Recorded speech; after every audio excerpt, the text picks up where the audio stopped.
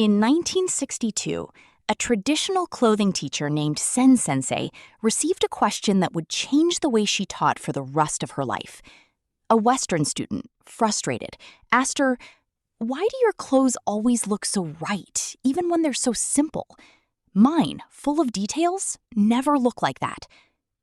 Sen Sensei didn't answer with words. She picked up a single piece of raw linen, folded it 3 times, and placed it over the student's shoulders. "You're trying to hide the body," she said. "We learned to speak with it." That line was recorded in the teaching notebooks of at least 2 kimono schools in Kyoto and Kanazawa, and it's still quoted today by fashion historians as one of the central principles of Japanese dressing aesthetics. Because what Sensei was describing wasn't a styling trick. It was an entire philosophy about how to look at oneself, a philosophy Japan has been refining for more than 1,000 years, long before the word fashion ever existed. And that's exactly what we're going to talk about today. Before we go on, one quick thing. If you found your way to this channel, it's probably because, like me, you're tired of style formulas that promise everything and deliver nothing. Wear this to look thinner. Hide that. Never wear this if you have that body type. Here, we do things differently. We go back to the root, to the wisdom that has survived centuries because it actually works. If that resonates with you, subscribe to the channel and hit the bell, because every week we bring you a new pillar of these traditions: dressing, posture, presence, straight from original Japanese sources. Now, take a breath, because what comes next is going to change the way you look at your own closet. While I was researching Sen Sensei's story, I came across something that stopped me for days. There's a compilation built from interviews with clothing masters, traditional dressmakers, and Japanese fashion historians that gathers exactly the principles you're about to hear in this video, but broken down step by step, piece by piece, body type by body type. It's called A Woman Japanese Complete. I asked for permission to make this material available to everyone watching this channel, and I managed to pin it in the first comment under this video, but it's only going to stay there for a limited time, because keeping access open doesn't depend on me alone. If what you're about to hear in the next few minutes makes sense to you, it's worth going there now, before you keep watching, and securing your access. I'll bring it up again at the end, but don't leave it for later. Now, let's understand why a piece of linen folded 3 times can teach us more about elegance than an entire closet full of clothes. There's a feeling almost every woman has experienced, standing in some fitting room under that harsh white light. The clothes are on the body, but they're not with the body. They pull wrong in one place, cling in another, hang loose somewhere else. And worse, the more pieces you try on, the more convinced you become that the problem is your body, not the clothes. That feeling carries an emotional cost the fashion industry rarely acknowledges. Consumer behavior studies have shown that women, on average, spend more time feeling inadequate inside a fitting room than feeling good in almost any other setting in their day. Modern Western fashion, especially since the industrialization of clothing in the 20th century, was built on a quiet, unspoken principle. There is a standard body, and it's up to you to adjust to it. Japan, on the other hand, developed its dressing tradition in the exact opposite direction. And that wasn't an accident. It was an aesthetic, philosophical, even spiritual choice, shaped by centuries of living alongside impermanence, simplicity, and respect for the natural form of things. That inverted logic is exactly what we're about to unpack, pillar by pillar. The first thing a student of traditional Japanese dressing needs to understand has nothing to do with fabric. It has to do with space. The term is ma, one of the most studied and most difficult to translate concepts in Japanese aesthetics. Ma doesn't mean emptiness in the sense of absence.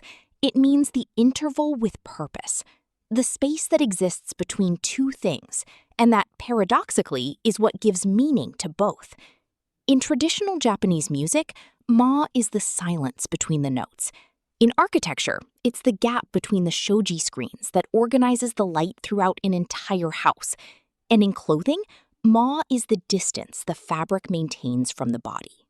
That directly contradicts almost everything Western fashion teaches about flattering curves. Western logic, most of the time, equates flattering with outlining the waist, the hips, the bust. But masters of kimono and traditional Japanese dressing, the same ones whose methods informed the making of A Woman Japanese Complete, teach something different. The body doesn't need to be traced to be respected. It needs space to move, to breathe, and to be read by the eye from the outside in. A garment designed with ma creates a small distance between the fabric and the skin. Not sloppy looseness, but a calculated distance, usually 2 to 4 centimeters at key points: shoulders, waist, hips. That space does two things at once. It gives freedom of movement and creates a vertical line that visually elongates any silhouette because the eye finds no points of tension to stop at. This is why simple Japanese clothing, a straight tunic, high-waisted pants with a relaxed cut, an open, unfastened coat, often looks expensive, even when it's basic. It's not trying to hide anything or expose anything. It's giving the body permission to simply exist inside the fabric. Before buying or choosing a piece, don't ask yourself, does this outline my waist? Ask instead, does this leave me room to breathe and move? If the answer is yes, you're already closer to the principle of ma than you might think. The second pillar comes from a word with no perfect direct translation: Sugata, S-I-G-A-T-A. It's used to describe the overall form of something, not the details, not the ornaments, but the entire silhouette, seen from a distance, like a recognizable shadow.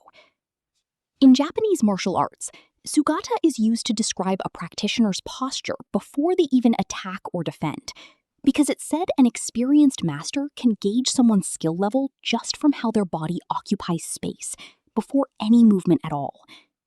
In dressing, the principle is the same. The first impression a garment makes doesn't come from the buttons, the print, or the finishing details. It comes from the silhouette. That explains why Japanese women have historically paid such close attention to the outer line of a garment before anything else. A straight coat, for example, can be designed in two nearly identical ways.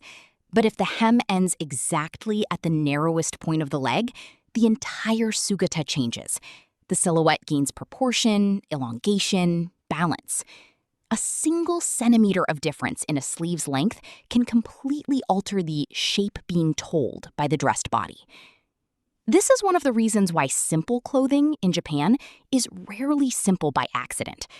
Every line is decided in relation to the complete silhouette, not the isolated piece. A midi skirt is only chosen after considering how it relates to the length of the torso. A high-neck blouse only enters the wardrobe after evaluating how it interacts with the shoulder line. The core idea of Sugata is this: you don't wear pieces, you compose a shape. And that shape can be read from a distance, before anyone even notices the fabric or the color. The next time you get dressed, step back and look in the mirror from a distance, not up close. Ask yourself, what shape does this outfit draw in space? Not, is this blouse pretty, but does this entire silhouette have balance? That simple shift in perspective is, in practice, training your eye in Sugata. There's a Japanese word used to describe a very specific category of beauty, the kind that doesn't impress you right away, but reveals itself slowly and only becomes more beautiful the longer you spend looking at it. That word is shibui. Shibui originally described the taste of a certain unripe persimmon, astringent, not sweet at all, the opposite of what pleases the palate at first bite. Over time, the term migrated into the arts, ceramics, architecture, and eventually into clothing, to describe objects and garments that hold hidden complexity beneath a simple appearance. A shibui piece has no loud prints or flashy cuts, but it has texture, a carefully considered drape, and a color that subtly shifts under different light. The opposite of shibui, in traditional Japanese culture, is anything that shouts to be noticed: overly saturated colors, too many decorative elements competing with each other, clothes that depend on extra accessories to feel complete. Shibui is the opposite. The piece is already complete on its own, and its beauty is discovered, not announced. This has a powerful practical application for anyone who feels that simple clothing is boring clothing. The truth, according to this tradition, is the opposite. The simpler the piece, the more essential the quality of the texture, the drape, and the color become. A plain cotton blouse in poor quality fabric does, in fact, look boring. But that same blouse, in a fluid draping fabric, in an earthy, complex color, with careful attention to the hem finish, becomes shibui, understated at first glance, but impossible to ignore up close. When choosing a basic piece, stop asking only, do I like the color? And start asking, how does this fabric behave when I move? Does it have depth, or is it flat? Investing in the quality of the drape, even in simple pieces, is applying shibui in practice. During the Edo period, in the streets of Tokyo, then called Edo, an aesthetic concept emerged that still fascinates historians today, because it arose, curiously, among geishas, merchants, and popular artists, not among the aristocracy. That concept is called iki. Iki describes an elegance that is born, paradoxically, from a small, intentional imbalance. A kimono worn with the collar pulled slightly back, revealing the nape of the neck. A sleeve a little shorter than it should be. A muted outer color paired with an unexpectedly vibrant inner lining, only visible when the person moves. Iki is the refusal of perfect symmetry and obvious matching. It's the beauty of something that feels as though it was put together with freedom, not with rules.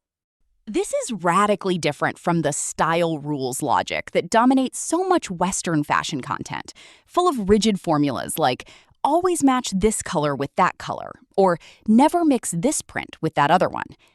Iki teaches the opposite, that true elegance carries a pinch of unpredictability, an off-the-obvious detail that makes a person look like the owner of their own style, not a hostage to a rulebook. For the body, Iki translates into small asymmetrical choices. One extra unbuttoned button, a sleeve rolled up in a slightly careless way, a belt tied on one side only. These small deviations from neat and perfect break visual rigidity and create movement. And it's that movement the eye reads as charm, not as a mistake. Deliberately choose one small off-pattern detail in each outfit. A rolled sleeve, one extra button undone, a piece tied in your own particular way. This isn't messing up the look. It's applying iki, the elegance of someone who doesn't follow the ruler all the way to the end. If there's one Japanese concept that has already crossed borders and become something of a Western cliché, it's wabi-sabi. But like almost every concept that becomes a cliché, its original depth tends to get lost along the way. Wabi-sabi is rooted in the tea ceremony from the 16th century, when the tea master Sen no Rikyu popularized the use of simple, imperfect, handmade utensils, in contrast to the flawless Chinese porcelain that was a status symbol at the time. Wabi refers to the beauty of rustic simplicity, sabi to the beauty that emerges with time, wear, and the marks of use. Together, they describe an aesthetic that values the imperfect, the transient, and the incomplete, because those are precisely the real conditions of everything that exists. Applied to the body and to clothing, wabi-sabi is perhaps the most emotionally healing pillar in this entire tradition. It teaches that a body that changes with age, that has asymmetries, that isn't geometrically perfect, doesn't need to be hidden or corrected by clothing. Because the very idea of geometric perfection is an artificial invention, not a natural standard to be chased. This completely changes the question that guides how a garment is chosen. Western fashion traditionally asks, does this piece correct what's wrong with my body? Wabi-sabi asks something else. Is this piece in harmony with the body I actually have, right now, today? Not the body from 10 years ago, not the idealized body from an advertising campaign, the real body, present, with its own history. In practice, this translates into choosing fabrics that age well and gain character with use, like linen and heavier cotton. instead of synthetic fabrics that only look new for the first week. And above all, it translates into letting go of the idea that there is a correct body the clothing needs to conform to. When you look at yourself dressed in the mirror, swap the question, what does this outfit hide? For, is this outfit at peace with the body I have today? On its own, that's one of the most freeing questions you can ask yourself in front of a closet. If you look closely, the 5 pillars we've covered so far, Ma, Sugata, Shibui, Iki, and Wabi-sabi, aren't isolated styling techniques. They're actually 5 different ways of answering the same question. What does it mean to respect the body through clothing? Ma says, give the body room to breathe. Sugata says, think of the whole shape, not the isolated piece. Shibui says, invest in depth, not in showiness. Iki says, allow yourself one personal deviation from the rule. Wabi-sabi says, stop chasing perfection and start honoring what's real. Together, these principles form the exact opposite of the logic that generates so much anxiety in a Western fitting room. Instead of what to hide, they ask what to respect. Instead of correcting the body, they seek to converse with the body. And it's precisely that shift in question, subtle but profound, that makes simple clothing look, in the hands of women trained in this tradition, far more elegant than pieces full of detail. It was exactly this set of principles, organized in a practical, applicable way, piece by piece, body type by body type, that led to the creation of the material we compiled in A Woman Japanese Complete. It translates each of these pillars, Ma, Sugata, Shibui, Iki, Wabi-sabi, into concrete decisions. How to choose the right length, how to identify fabrics with the right drape for your body type, how to apply small, intentional imbalances without overdoing it. If these principles have made sense to you so far, it's really worth checking out the full material. It's in the first comment pinned under this video, but as I mentioned earlier, access is only available for a limited time. Let's go back to where we started. Sensei, decades after that conversation recorded in 1962, by then elderly, kept receiving students, many of them Western, drawn in by the very same question. Why did such simple clothes look so right? In one of her last documented lessons, she is said to have shared something that sums up everything we've covered today. In the West, you learn to dress the body you wish you had. We learn to dress the body we actually have, right now, today, in this moment. And that difference, just that, is what makes linen look like silk. There's no cutting trick, no golden ratio proportion formula applied to a wardrobe that can replace that shift in perspective. The body you have today, given the space it needs, Ma, the whole shape it draws, Sugata, the depth a quality piece can reveal, Shibui, the freedom of one small personal deviation, Iki, and the peace of no longer chasing a perfection that never existed, Wabi-sabi, that body is already ready to wear simple clothes in a way that looks, to anyone watching from the outside, impossibly elegant. If this video changed even just a little the way you're going to look at your closet tomorrow morning, then it has already done what it was made to do. And if you want to go further and put these principles into practice, piece by piece, body type by body type, remember the material I mentioned throughout this video, A Woman Japanese Complete? It's pinned in the first comment right below this video. But as I explained, access is only available for a limited time, so don't put it off if it made sense to you. Subscribe to the channel, hit the bell, and let me know in the comments, which of these 5 pillars, Ma, Sugata, Shibui, Iki, or Wabi-sabi, spoke to you the most today? I read every comment, and I'd love to know which of these ancient wisdoms reached you at just the right moment.